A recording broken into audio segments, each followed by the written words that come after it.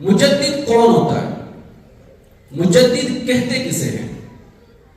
ابو داؤد شریف کی حدیث ہے، اللہ کے نبی صلی اللہ تعالی علیہ وسلم نے ارشاد فرمایا، ان اللہ یبعث لهذه الامة على رأس كل 100 سنة من يجدد لها دینها، کہ اللہ تبارک و تعالی ہر 100 سال کے سیرے پر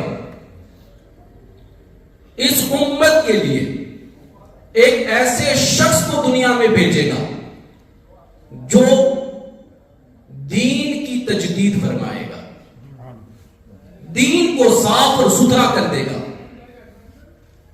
یہ اللہ کے نبی صلی اللہ علیہ وسلم نے ارشاد فرمایا۔ وجہ کیا ہے؟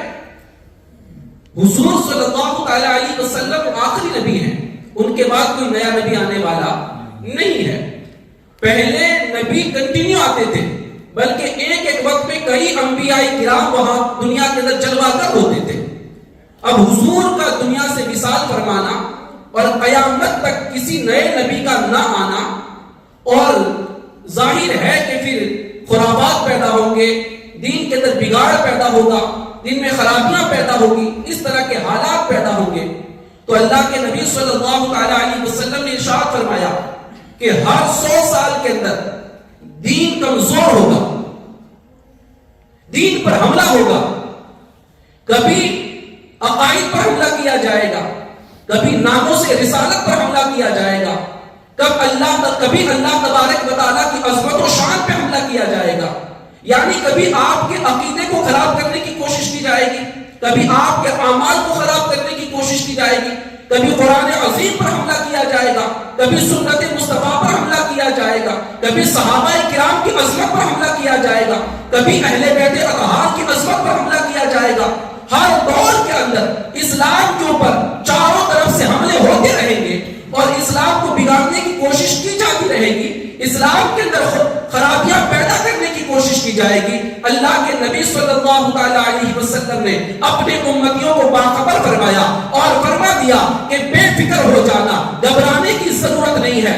جب بھی اسلام دشمن طاقتیں اسلام پر حملہ آور ہوگی، عقائد اور اعمال کے اندر اور عظیم ہستیوں پر وہ جب حملہ آور ہوگی اور تمہارے ایمان اور عقیدے کو بگاڑنا چاہے گی، فکر مت کرنا، پریشان مت ہونا، اللہ تعالیٰ ہر 100 سال کے اندر ایک ایسا مرد قلت دنیا میں بھیجے گا جو دنیا میں تشریف لا کر کے ہر خرابی کو مٹا کر کے اسلام کو پھر سے نیا فرما دے گا، اسلام کو پھر سے تر و تازہ فرما دے گا اور اسلام کو پھر سے صاف اور ستھرا فرما دے گا۔ مصطفیٰ کریم کے دیوانوں، تو یہ اللہ کے نبی صلی اللہ تعالی علیہ وسلم نے ارشاد فرمایا، تو پتا چلا مجدد جو آئے گا وہ اللہ کا مقبول بندہ ہوگا، اللہ کا پسندیدہ بندہ ہوگا۔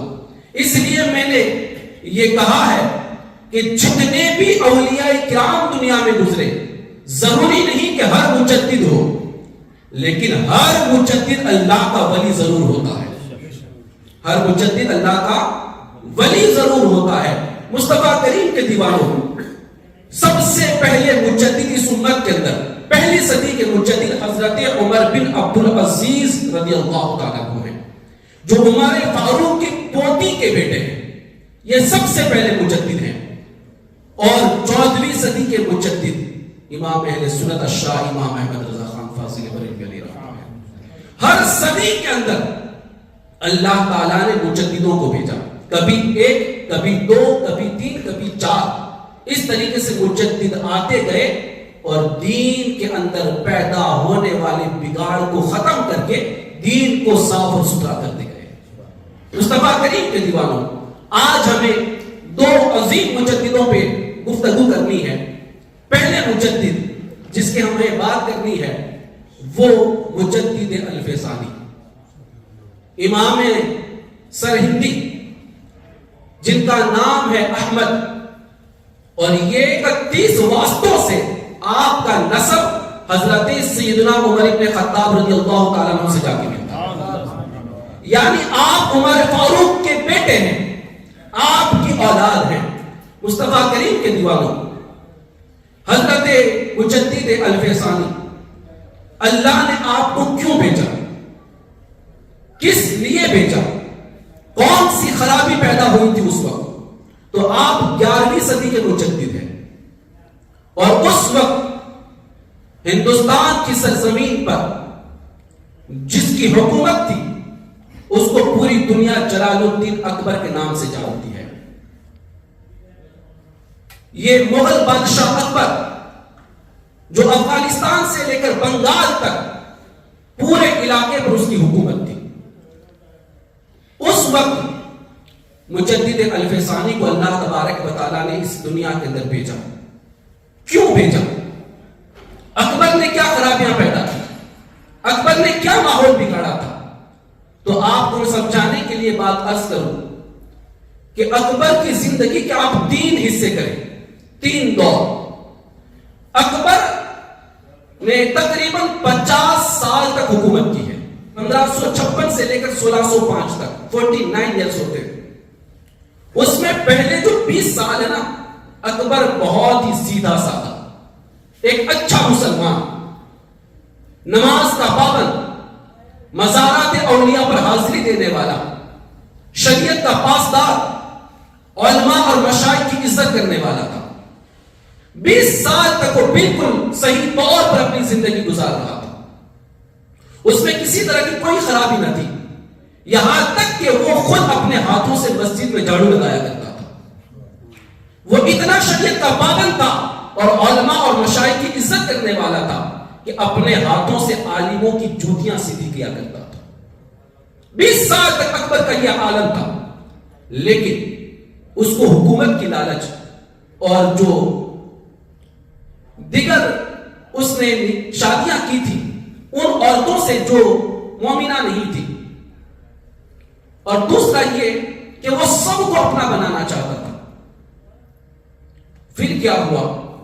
اکبر نے آگے چل کر یہ 1575 کے اندر فتح پور سکری کے اندر ایک عبادت خانہ بنوایا، اور اس عبادت خانے کے اندر جمعرات کو روزانہ، ہر جمعرات کو رات کے وقت تمام مکتبہ فکر کے عالموں کو جمع کرتا، سب کو، یہاں تک کہ مسلمانوں کے علاوہ جتنے بھی مذہب ہیں ان تمام مذہبوں کے لیڈروں کو جمع کرتا اور ان کو جمع کر کے آپس میں بحث و مباحثہ کرواتا، ان کی باتوں کو سنتا۔ یہ مسلسل چلتا رہا، سب کی باتیں سننے لگا۔ یاد رکھنا، علماء 2 طرح کے ہوتے ہیں، ایک علماء ربانیین اور دوسرے علماء سو۔ علماء سو وہ برے علماء جو دولت کی لالچ میں، ثروت کی لالچ میں، عزت کی لالچ میں اپنا دین بیچ دیتے ہیں، اور علماء ربانیین اپنی گردن کٹنے تک، آخری سانس تک دین حق پر قائم رہتے ہیں۔ یہ 2 طرح کے علماء ہیں، اور دین کو جب نقصان بھی پہنچتا ہے تو یہ دوسرے نمبر کے علماء سے پہنچتا ہے، علماء سو سے، جو چند ٹکوں کے لیے اپنے دین کو بیچ دیتے ہیں۔ دوستان محترم، ہوا ایسا کہ اس طریقے سے اکبر ہر جمعرات کو جمع کرتا، لوگوں کو بحث و مباحثہ کرواتا، اور دھیرے دھیرے اس کے اندر تبدیلی آنا شروع ہوئی، چینجنگ آنا شروع ہوا۔ ہوا یہ کہ 1580 کے اندر اس نے ایک پیغام جاری کیا اپنی سلطنت کے اندر کہ امام عادل مطلقاً مجتہد پر فضیلت رکھتا ہے۔ یعنی اس کا مطلب یہ تھا کہ جو بادشاہ ہوتا ہے وہ مجتہدوں سے، اماموں سے فضیلت رکھتا ہے۔ یعنی یہ کہنا چاہتا تھا کہ میں بادشاہ اکبر امام اعظم سے بھی بڑا ہوں، امام شافعی سے بھی بڑا ہوں، امام مالک سے بھی بڑا ہوں، امام احمد بن حنبل سے بھی بڑا ہوں۔ میں جو چاہے کر سکتا ہوں، میں دین میں جو چاہے حکم نافذ کر سکتا ہوں۔ میں چاہوں تو حلال کو حرام کر دوں، میں چاہوں تو حرام کو حلال کر دوں۔ اس طریقے سے اکبر بادشاہ نے یہ اعلامیہ جاری کیا، یہ حسن حکم نافذ کیا۔ اللہ اکبر۔ آگے چل کے کیا ہوا؟ ہوا ایسا، آپ دیکھیں، پھر جب اس نے سب کی باتیں سنتا رہا تو اس نے 1581 یا 1582 کے اندر باقاعدہ اس نے ایک نئے دین کو دنیا کے سامنے رکھا، نیا دین بنا لیا۔ اسلام اللہ کا پسندیدہ دین ہے، ان الدین عند اللہ الاسلام، اور تمام نبیوں کا دین اسلام رہا، لیکن اللہ اکبر، اکبر اس حد تک پہنچ چکا تھا کہ اس نے اسلام کو چھوڑ کر ایک نیا دین بنا لیا، ایک نیا مذہب بنا لیا. اور نیا مذہب کس طرح بنایا؟ یہاں تک کہ اس کے جو درباری علماء تھے، جو پیسہ کھاتے تھے، ان کو اپنی عزت کی فکر تھی، ان لوگوں نے الگ الگ طریقے سے فتوے دینا شروع کر دیے. یہاں تک کہ آپ دیکھیں اس نے اپنے دین کا نام دین الہی رکھا، اور اس وقت ملا عبداللہ سلطان پوری نے یہ فتویٰ دیا کہ آج کے بعد حج کی ادائیگی ضروری نہیں ہے، اب حج کرنے کی کوئی ضرورت نہیں. یہ اکبر کے درباری علماء نے یہ فتویٰ دیا. دوسرا ہے جس کا نام ہے ملا سعید، اس نے کہا کہ داڑیاں منڈا دو، داڑیاں منڈانے پر میرے پاس حدیث موجود ہے معاذاللہ. اس نے اپنی طرف سے ایک حدیث گھڑ دی، بنا لی اس نے، اور یہ کہا. اور حل تو تب ہوئی جب یہ کہا گیا کہ ہر آنے والا اکبر کے سامنے سجدہ کرے گا. سجدہ تعظیمی کرواتا تھا وہ، جو اسلام میں حرام ہے، اس کو جاری کیا. اور ساری حدیں تب پار کر دی گئی جب یہ اعلان کیا گیا کہ آج سے کلمے کے اندر چینجنگ کیا جا رہا ہے.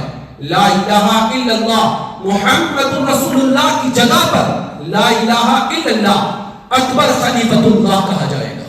اس نے سود حلال کیا، سور کا گوشت حلال کیا، شراب کو حلال کیا، یہاں تک کہ فرمایا گیا کہ اس نے روزہ رکھنے پر پابندی لگوا دی.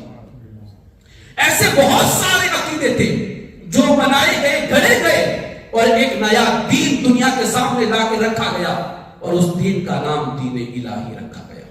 اللہ اکبر. اس طرح کے خرافات ہو رہے تھے، اس طرح کا ماحول پنپ رہا تھا. افغانستان سے لے کر بنگال تک پورا ہندوستان جو اس وقت تھا، اس وقت جو مومن تھے، ایمان والے تھے. اب بادشاہ ہوتا ہے، کوئی پھل کے سامنے آئے تو گردن اڑا دی جاتی ہے، سولی پہ لٹکا دیا جاتا ہے، اسے چیر دیا جاتا ہے. کسی میں بولنے کی ہمت نہیں تھی. لوگ سسک رہے تھے، لوگ بلک رہے تھے، لوگ دعائیں کر رہے تھے. اللہ کوئی ایسا بندہ بھیج دے جو اس خرابی کو سدھار دے. اللہ ایسا بندہ بھیج دے جو ان تمام برے عقیدوں کو ختم کر کے پھر صحیح راہ پر ہمیں لے کر آئے. اللہ اکبر. ایسی سسکیاں لینے والی دعائیں جب نکل رہی تھی، اللہ نے اس وقت کرم فرمایا اور مجدد الفیضانی کو دنیا کے اندر جلوہ کر فرمایا. مجدد الفیضانی کو دنیا میں جلوہ کر فرمایا.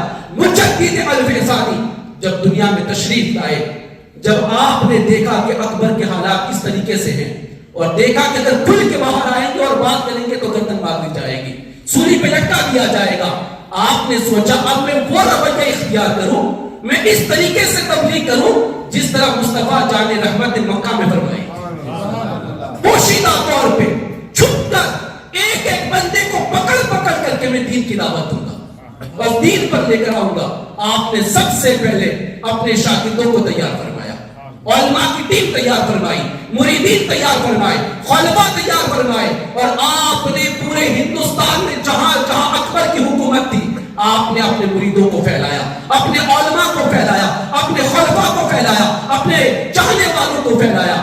اور مجدد الفیضانی کا سب سے بڑا کارنامہ یہ ہے کہ آپ نے اس وقت جو دربار میں بڑے بڑے عہدوں پر لوگ تھے جن کے عقیدے خراب ہو چکے تھے، آپ نے پرسنل ان کو خط لکھے. کیا لکھے؟ خط لکھے، لیٹر لکھے. اسی لیے مجدد الفیضانی کی جو کتاب ہے اس کا نام ہے مکتوبات شریف. کیا نام ہے؟ مکتوبات شریف. اس میں سارے خط موجود ہیں، لیٹر موجود ہیں جو آپ نے سب کو لکھے، اور آپ نے ایک ایک بندے کو خط لکھ کر کے اس کے عقیدوں کو درست فرمایا ہے، ان کے عقیدوں کو صحیح فرمایا ہے. جب تک اکبر زندہ رہا مجدد الفیضانی کھل کے باہر نہ آئے. آپ نے اندر سے کام کیا اور آپ نے لوگوں کو تیار کیا، اور اس طریقے سے آپ نے ایک ماحول تیار فرمایا. جب اکبر جب مر گیا تو اس وقت کیا ہوا کہ اس کا بیٹا جس کا نام سلیم ہے اور جس کو یہ جہانگیر کہا جاتا ہے، وہ تخت پر آیا.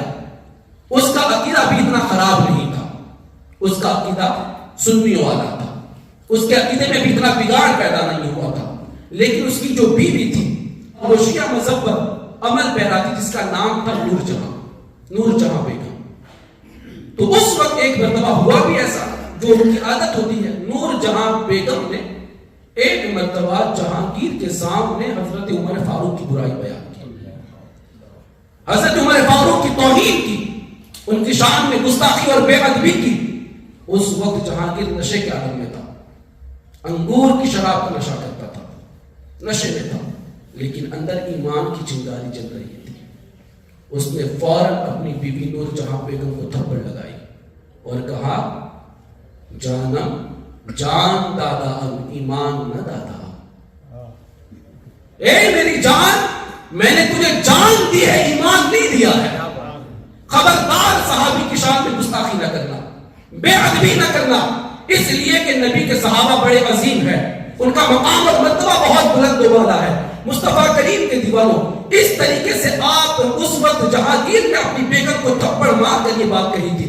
تو میں بات یہ کر رہا تھا کہ اس وقت مجدد الفیضانی نے مکتوبات لکھ کر کے ایک ماحول تیار کیا. جب جہانگیر تخت پر آیا نا, تو اس وقت جہانگیر کے جو ایڈوائزر تھے, مشیر تھے, صلاحکار تھے, ان کو آپ نے پرسنل خط لکھ کے اور ان کا عقیدہ درست کیا. اور جو بڑے بڑے عہدوں پر تھے ان سب کو آپ نے سنی صحیح العقیدہ مسلمان بنایا, ان کو صحیح راہ پر لے کر آئے مجدد الفیضانی. اور اب دیکھا کہ اب وقت آ گیا ہے کھل کر باہر آنے کا.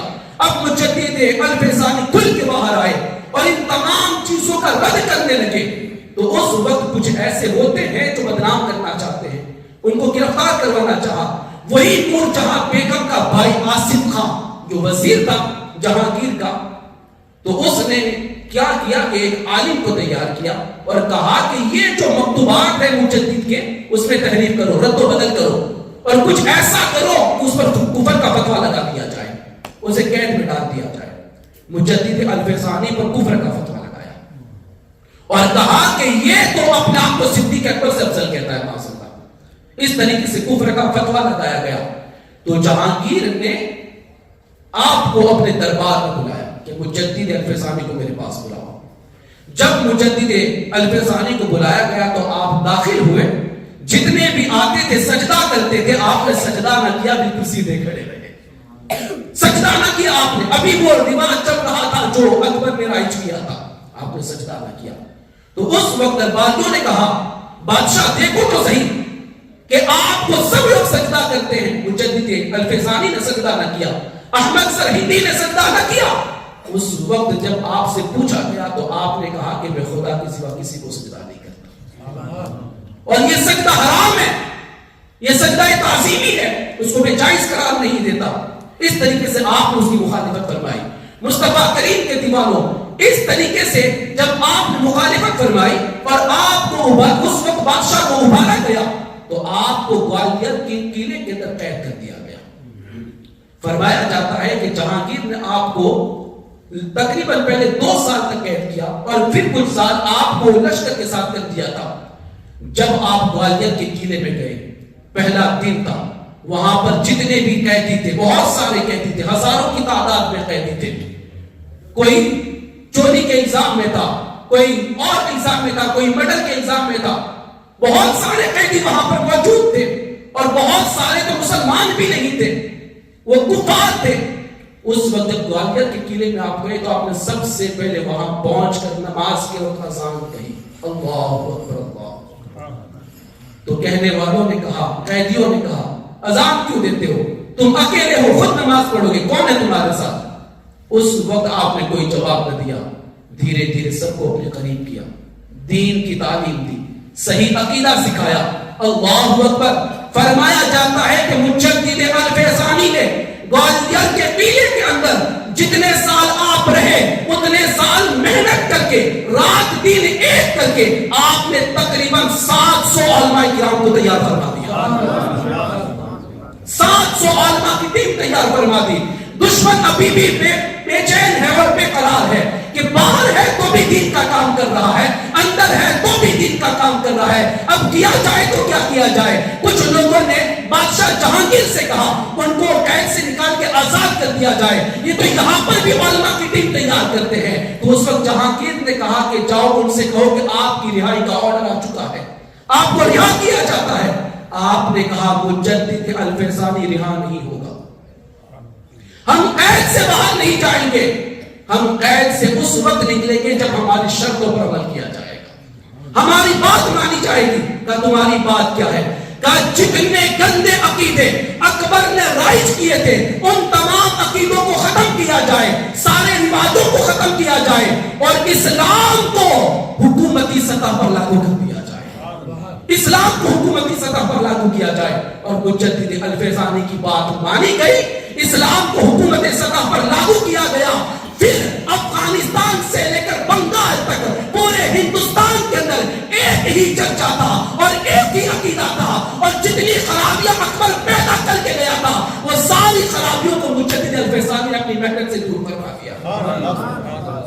یہی تو آپ کی کوشش تھی، محنت تھی اور فکر تھی کہ جس وقت اکبر تھا ہر طرف کفر ہی کفر پھیلتا چلا جا رہا تھا، مجدد الفیضانی نے ایسا ماحول تیار فرمایا، ایسا موسم بنا دیا تھا کہ جہاں جہانگیر کے گھر پوتا پیدا ہوتا ہے وہ پوتا بھی اتنا باکمال پیدا ہوتا ہے، کسی بادشاہ نہیں ہوتا، بادشاہ کے ساتھ ساتھ حافظ قرآن ہوتا ہے، عالم دین ہوتا ہے۔ اللہ اکبر، میں اس کی بات کرتا ہوں جو ہندوستان کا بادشاہ تھا اور وہ بڑا عظیم بادشاہ تھا، گجرات کی سرزمین پر داہود شہر کے اندر جنم لیتا ہے، جس کو پوری دنیا مجدد اورنگزیب عالمگیر کے نام سے یاد کرتا ہے۔ یہ ساری کوششیں مجدد الفیضانی کی، مصطفیٰ کریم کی دیواروں۔ اسی لیے ڈاکٹر اقبال شاعر مشرق قلندر لاہوری جب سرہند شریف کی سرزمین پر پہنچتے ہیں، ان کے مزار مبارک پر پہنچتے ہیں تو کہنے کے لیے مجبور ہو جاتے ہیں حاضر ہوا میں شیخ مجدد کی لحد پر، حاضر ہوا میں شیخ مجدد کی لحد پر، وہ خاک کے زیر فلک مطلع انوار، وہ خاک کے زیر فلک مطلع انوار، اس خاک کے ذروں سے ہے شرمندہ ستارے، اس خاک کے ذروں سے ہے شرمندہ ستارے، اس خاک میں پوشیدہ ہے، اس خاک میں پوشیدہ ہے وہ صاحب اسرار، گردن نہ جھکی جس کی جہانگیر کے آگے، گردن نہ جھکی جس کی جہانگیر کے آگے، جس کے نفس کرم سے ہے گرمی حرار، وہ ہند میں سرمائے ملت کا نگہبان، وہ ہند میں سرمائے ملت کا نگہبان، اللہ نے بر وقت کیا جس کو خبر تھا۔ یہ ہے مجدد الفیضانی، اپنے تجدیدی کارناموں سے اکبر کے دین الہی کو مٹی میں ملا دیا اور اصلی دین کو پھر سے زندہ فرما دیا۔